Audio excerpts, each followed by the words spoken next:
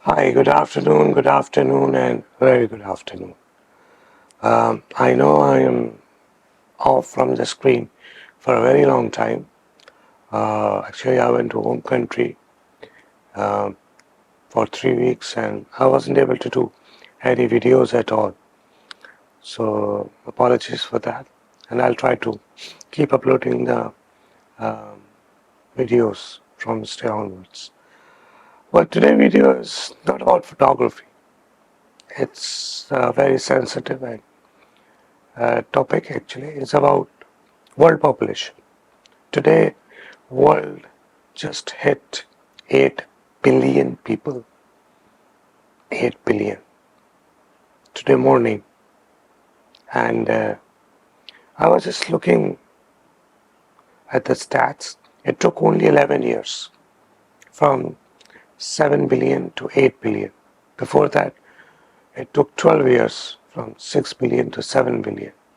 And before that, it took 13 years from 5 billion to 6 billion. So like 5 to 6, 13 years, 6 to 7, 12 years, and 7 to 8, 11 years. Each billion is taking very less time.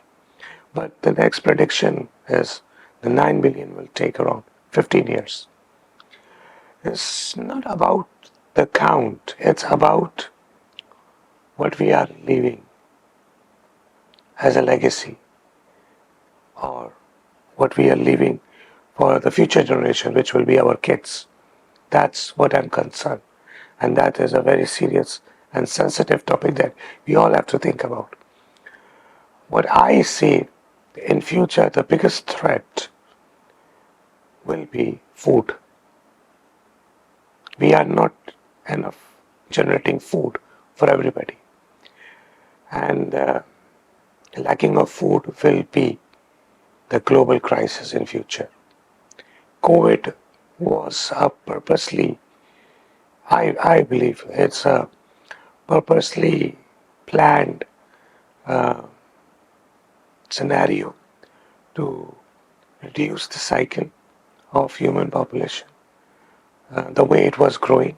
So the rate was, in the end, it was kind of a slow instead of increasing. So the total net increase in the, because people are, every second, people are getting born, people are getting dead. So COVID was just, and whatever the net result of living and dying is always in the positive, and it was keep exponentially growing and growing and growing each day. That's how the world population grows. So COVID, I believe, it was the purposely planned scenario where they reduced that increased, which was it's increasing exponentially. So they reduced that pace, that cycle, and now everything is reset globally. Food, traveling, everything, real estate, money. I mean, you think about anything, it hits globally. But what about the future? What about the next 10 to 15 years or 12 to 15 years? Or what about after that? Okay, maybe you and I going to see next 15 years, but after that, 9 billion, the 10 billion, and so on. So forth, how we are going to deal with the global crisis. That's we have to think about. And we have to start acting now for these changes. We have to, but again, this will kick off a lot of greed in people, and that's also an alarming stage, because if you think about global crisis, which if it's going to be food, which is going to be food, people will start having these greedy thoughts, and that's where we also have to think about our character as a human, how much we are greedy in order to save our generation. I don't know about you guys, but we have to work collectively. We have to work as a nation, global nation actually, not within the boundaries of every country. We have to think global. And the purpose of this video is to spread the knowledge across the borders to everybody who's going to watch this video, that it's not about your kids, it's not about my kids, or it's not about somebody else's kids. It's about the whole world, and that includes everybody. We really have not enough food for the whole world.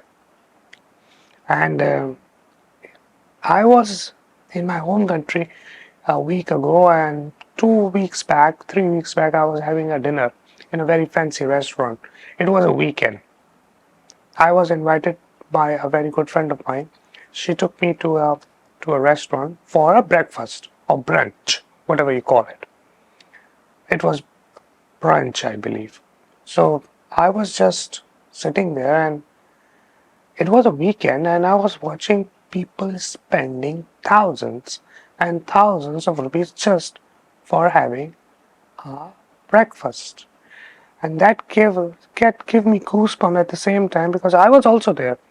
So, but I was invited by a group of people who was giving me that brunch as an honor for the workshop of the photography workshop that I was going to do. But I saw normal people, wife with kids, guys hanging out, couples. You can tell by looking at them that they are family and they are just spending thousands of dirhams just for the brunch because they want to feel like going out over the weekend. I was just wondering why they are wasting so much money on a brunch which they can have at home. They could have saved that money. They could have utilized that money in some other way rather than wasting on the food, which they easily going to give them the same calories, same type of things which body needs to grow in a much more simplified way. Simple butter, simple egg, simple toast, whatever, mm, butter, marmalade, whatever. You can have all these things and you can save a lot of money rather than you spend 10 times the money on the same egg which you're going to have at home. It's just a matter of cooking it. But people are becoming so lazy, especially everybody. I include everybody. I'm not gender discrimination right now. We are really becoming so lazy that we think that oh, it's a weekend. We have to go out. We have to spend money.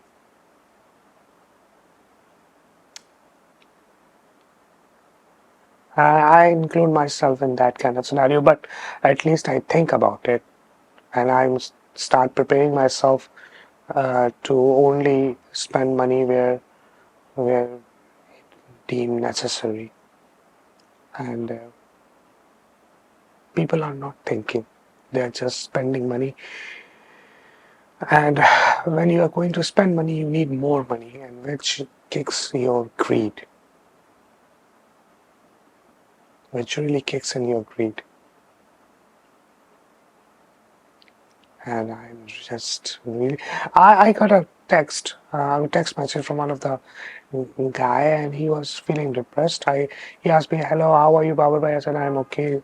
I asked him, "How are you?" He said, "I am not okay," which makes me curious. And I asked him, "Why? What happened?" And he said, um, "I'm depressed because of the wedding photography, how it's going on. There's not enough money, lots of stupidity, lots of stupid people." And he was just crying his heart out in front of me, and I was just listening. I said, "What kind of photography you like to do?" He said, "I like to do product photography. That's what I love." I said, "Just do." He said, "Well, just do product photography." But he said, "Well, I have to take out my expenses. I have to take out my fees. This university I'm studying. I'm doing graduation in media science, and over there, whatever I'm learning, I'm not in the media science at the university, but they are teaching me. I'm not able to apply, and whatever I'm doing, I'm not able to learn. So What he's trying to say that in the media sciences graduation, what he's learning, he was not able to apply that in the real field using his camera. And whatever he is doing, which is wedding photography, he was not able to learn it properly. And there is lots of people who are going to watch this video from my home country. They know what I'm talking about, because in wedding photography in my country, it's a lot of mess. The people keep talking about gears, because they think that the latest is greatest, and they want to step up on every next photographer by using the term gear rather than using their work. So that's a common thing. So he was very depressed. He said, "I don't have money to upgrade. What shall I do?" And then I once I heard him out. I told him, "Listen, brother, I don't want you to do what everybody is doing, because uh, the culture of wedding photography in my home country is a mess." I told him, "Just listen to your heart. Whatever your heart is saying to you, just listen to it." I gave him my example. I said, "Listen, I love to study technical photography. That's my passion. That's what makes me Babar Swaleheen. That's what makes me what I am today. But I spend 2.5 hours every day, 5 days a week, 52 weeks in a year for 11 straight years. That's how I have this knowledge, whatever I have. I study photography. I love to study photography rather than doing photography. I love to do experiment using crop sensor lens on full frame and full frame lens on crop sensor, and then see what's going on, or see full frame lens on a medium format and try to see what's going on. I love to do experiment with the gears and try to see the results. But to do that, I have to learn first what I'm going to do, and that's what I do. I learn how to test any lens, what attributes that you need to do to test any camera or any lenses. I'm making this video with Z30 right now, and I told everybody when the Z30 was launched that it's going to be one awesome camera based on its SNR firmware, and that turned out to be right by everybody, because the output from that camera is extremely good. It's not because of the sensor, it's because of the SNR firmware. I did the testing and I said my words, and it turned out to be right. So how did I do that? I did it because I learned. That's my passion. My passion is about Nikon ecosystem or a general photography related. I gave myself an example to the guy. I told him, you want to do product photography, just do it photography. And the most important thing that you have to do is to isolate yourself from that circle. Which circle? That wedding photography community. Because if you're going to keep sitting in those bunch of people, your mind will get stuck. I gave him this very simple example that you are the sum of the 5 people you are sitting with.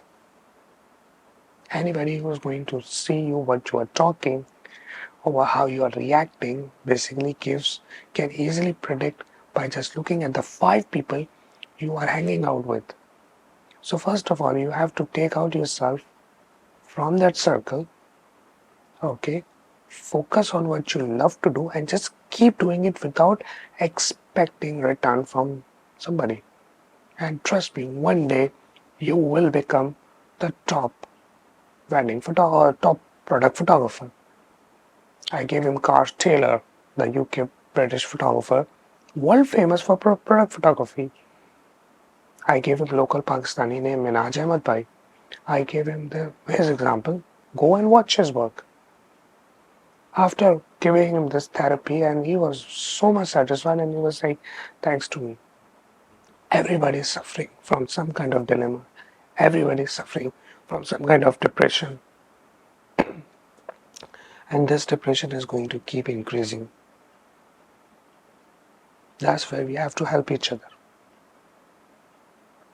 So I try to help whatever I can in my limited capacity by sharing the knowledge or by helping out anybody. But again, everybody got their limits. And when you hit that limit, you also start seeking help because you become so exhausted by helping every second person that you also want to say things. You also want to make other people feel things. But you are so much giver all your life that you can't express your needs because you think that you are giving, you are a giver. So it's sometimes, most of the time, you feel ashamed to ask help because you are keep helping your entire life. There are many people who are helping every next person, but they are afraid to ask help. And that's where we, as other people surrounded by these people, it's our job to help those people who keep helping others, but they are suffering from something. We need to open up our senses in order to feel other person need. Who, who spend his entire life helping others. Everybody needs help. Everybody. Emotional need, financial need, or just by hearing them out. The world population is increasing dramatically, and that's where we all have to do collective effort. Thank you for watching this video. I know I said a lot of left and right, but I just want to set my heart out. I hope you like this video, and I'm going to see you soon in some other content. Till then, take care. Bye.